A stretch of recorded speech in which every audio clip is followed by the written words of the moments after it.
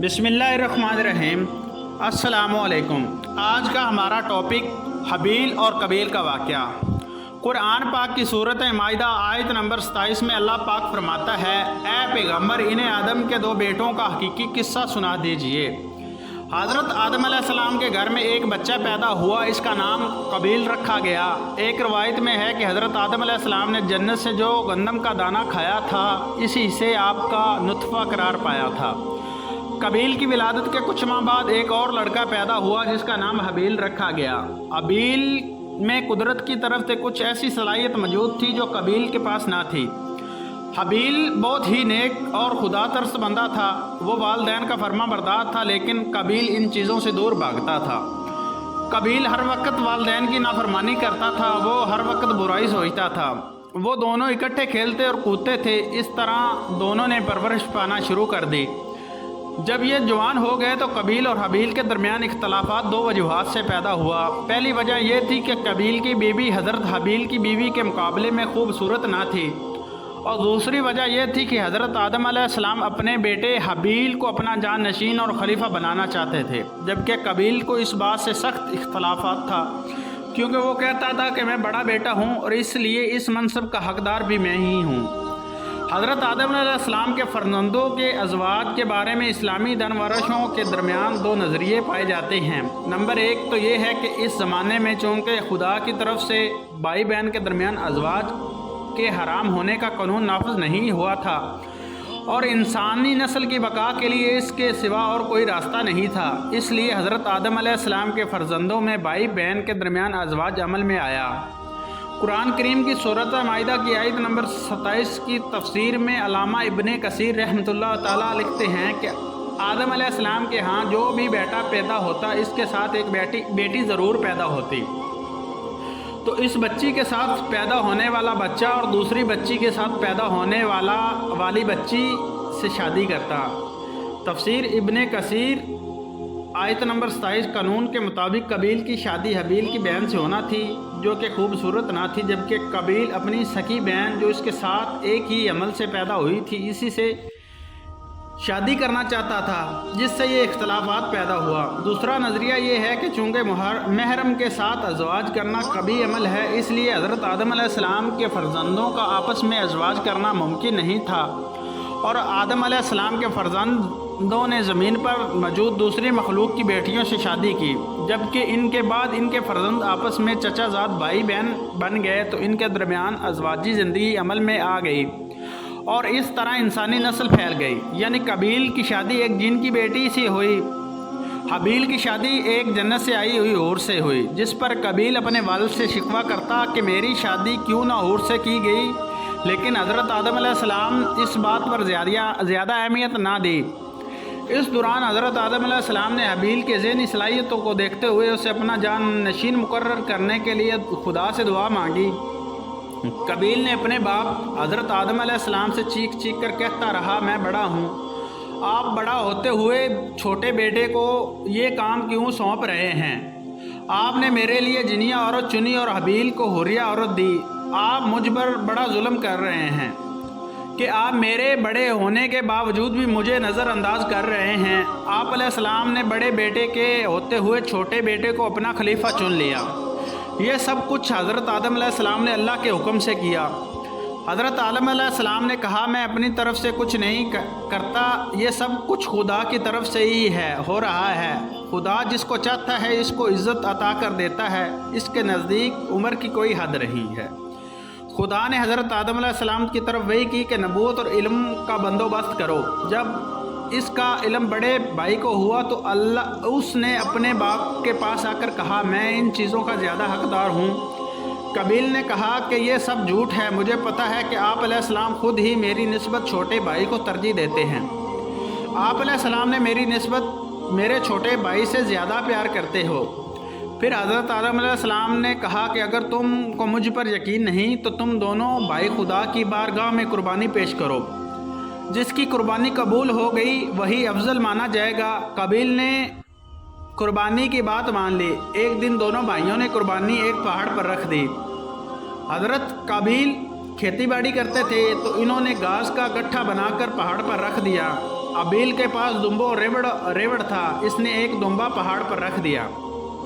इस वक्त कुर्बानी कबूल होने का ये अमल था कि आग का एक शोला आता था, जिसकी कुर्बानी के ऊपर पड़ता था वो जलकर राख हो जाती थी। इसकी कुर्बानी कबूल हो जाती थी। अल्लाह ताला ने जिसको कबूल ना करना होता वो यूं कि तू ही पड़ी रहती।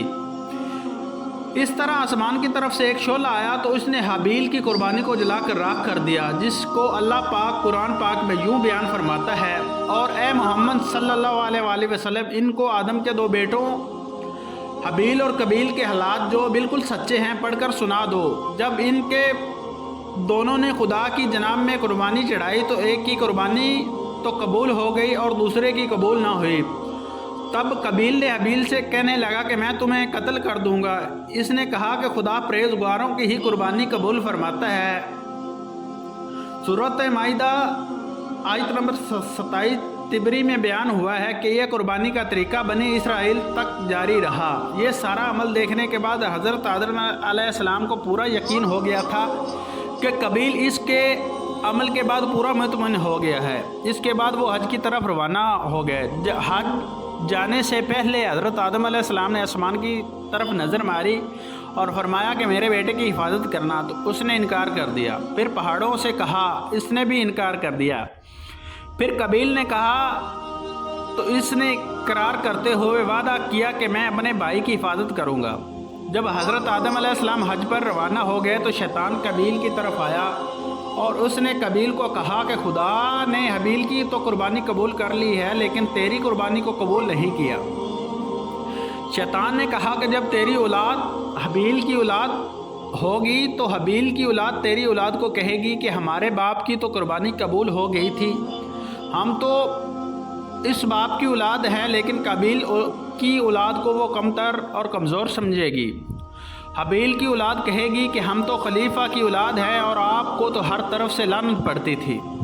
कबील ने कहा अब क्या हो सकता है। शैतान ने कबील को कहा कि तुम हबील को जान से मार दो, इस तरह यहाँ ही सब ख़त्म हो जाएगा, तुम अपने बाप का खलीफा भी बन जाओगे। इसके मरने के बाद आपका बाप आप पर ज़्यादा तवज्जो और अहमियत भी देगा।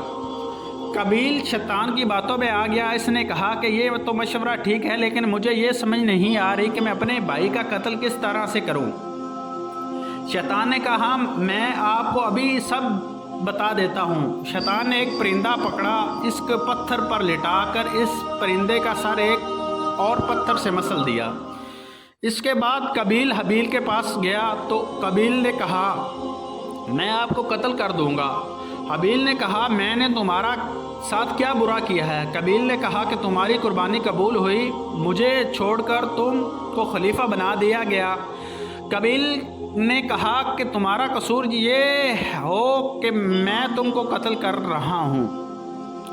आपकी औलाद मेरी औलाद को कमतर समझनेगी और आपकी औलाद मेरे औलाद पर हुक्मरानी करेगी। जब हबील ने देखा कि कबील मुझे कत्ल करके ही रहेगा, इसने कहा कि तुम मुझे कत्ल करना चाहते हो तो कर दो, मैं आपको कुछ नहीं कहूँगा। कुरान पाक की सूरत माइदा आयत नंबर 27 और 28 में बयान किया गया है कि इसने दूसरे भाई को धमकी दी कि मैं तुझको कत्ल कर दूँगा। दूसरे भाई ने कहा कि अगर तू मुझको कत्ल करने के लिए हाथ चलाएगा तो मैं तुझको कत्ल करने के लिए तुझ पर हाथ नहीं चलाऊँगा। मुझे तो खुदा से डर लगता है, खुदा तो सिर्फ परहेज़गारों का अमल कबूल करता है। इसलिए वो अपनी जान बचाने के लिए जंगल में चले गए और जंगल में मारे मारे फिरने लगे। कबील उनके पीछा करता रहा। इस जगह पहुंच गया आखिरकार बसरा के इस मुकाम पर जहां मस्जिद तमीर हुई। कबील ने हबील को सोते हुए पाया तो कबील ने एक बहुत ही बड़ा पत्थर लिया और हबील को कत्ल कर दिया। हबील ने तड़प तड़प कर दम दे दिया। कुरान पाक की सूरत माइदा आयत नंबर 30 में ख्वाहिश नफ्स ने भाई को कत्ल के लिए इसको मजबूर कर दिया। हबील का कत्ल होना था तो सारे आलम में तब्दीली पैदा हो गई। आसमान का रंग तब्दील हो गया, काली आंधी चली, सूरज को ग्रहण लग गया, ज़मीन में जलज़ला आ गया, दरख्तों में कांटे आ गए। ये सब हाल देखकर हज़रत आदम अलैहिस्सलाम ने हज़रत जिब्राईल अलैहिस्सलाम से पूछा कि इन सब तब्दीलियों के पीछे क्या वजह है। मुझे तो ऐसा लग रहा है कि कोई बहुत बड़ा हादसा हो गया है। हज़रत जिब्राईल अलैहिस्सलाम ने कहा, आपके बड़े बेटे ने शैतान की बातों में आकर छोटे बेटे हबील को कत्ल कर दिया है। हज़रत आदम अलैहिस्सलाम जिब्राईल अलैहिस्सलाम से ये सब बातें सुनकर हज़रत आदम अलैहिस्सलाम ने कहा कि मुझे वापस ले चलो। हज़रत जिब्राईल अलैहिस्सलाम ने कहा, आप अपना हज मुकम्मल करें फिर वापस चले जाना। कबील ने हबील को कत्ल कर दिया। इसके बाद वो उनकी लाश को छुपाने के लिए बहुत ही परेशान था। ये ज़मीन पर पहला कत्ल था। जब हबील का कत्ल हुआ तो वहाँ बहुत ही जानवर इकट्ठे हो गए। हबील के जिस्म को अपनी खुराक बनाएं। यह सब कुछ देखकर कबील ने अपने छोटे भाई की लाश को अपनी चुस्त पर डाल लिया। कबील ने अपने भाई की लाश को अपने कंधों पर लादे इधर उधर फिरता रहा तो परिंदे इसके पीछे पीछे आ रहे थे। इसकी लाश का क्या किया जाए। इसके बाद अल्लाह ताला ने कबील के पास दो कौवों को भेज दिया। वो दोनों आपस में लड़ पड़े। एक कौवे ने दूसरे को मार दिया। एक कौवे ने दूसरे को कत्ल करके मिट्टी में गड्ढा खोदा और इसको दफन कर दिया। ये सब कुछ देखकर कबील सोचने लग गया कि मुझसे तो ये कौवे ही समझदार हैं, मुझसे तो इस तरह भी ना हो सका कि मैं अपने भाई का जिस्म मिट्टी में ही दफन कर देता। जब हज़रत आदम अलैहिस्सलाम हाय से वापस आए तो उसने कबील से पूछा कि हबील कहाँ है। उसने जवाब दिया कि आप मुझसे पूछते क्यों हो, क्या आप इसको मेरे पास छोड़कर गए थे। हज़रत आदम अलैहिस्सलाम ने कहा कि मुझे सब मालूम है, ये पूछ रहा हूँ कि तुमने ये सब कुछ क्यों किया। कबील ने खौफ से वतन छोड़कर भाग गया कर यमन में चला गया। जब कबील ने हबील को कत्ल कर दिया तो उसका खून 7 दिन तक ज़मीन पर रहने के बाद ज़मीन में जज़्ब हो गया। ज़मीन ने हबील के खून को पानी की तरह जज़्ब कर लिया। हज़रत आदम अलैहिस्सलाम ने कबील से पूछा कि तेरा भाई हबील कहाँ है। कबील ने कहा कि मुझे नहीं पता। हज़रत आदम अलैहिस्सलाम ने फरमाया कि तेरे भाई का खून मुझे पुकार रहा है। कबील ने कहा, अगर मैंने अपने भाई का कत्ल किया है तो इसका खून कहाँ है। इस दिन से ज़मीन ने किसी का खून चूसना हराम कर दिया। यही वजह है कि ज़मीन में खून जज़ब नहीं होता।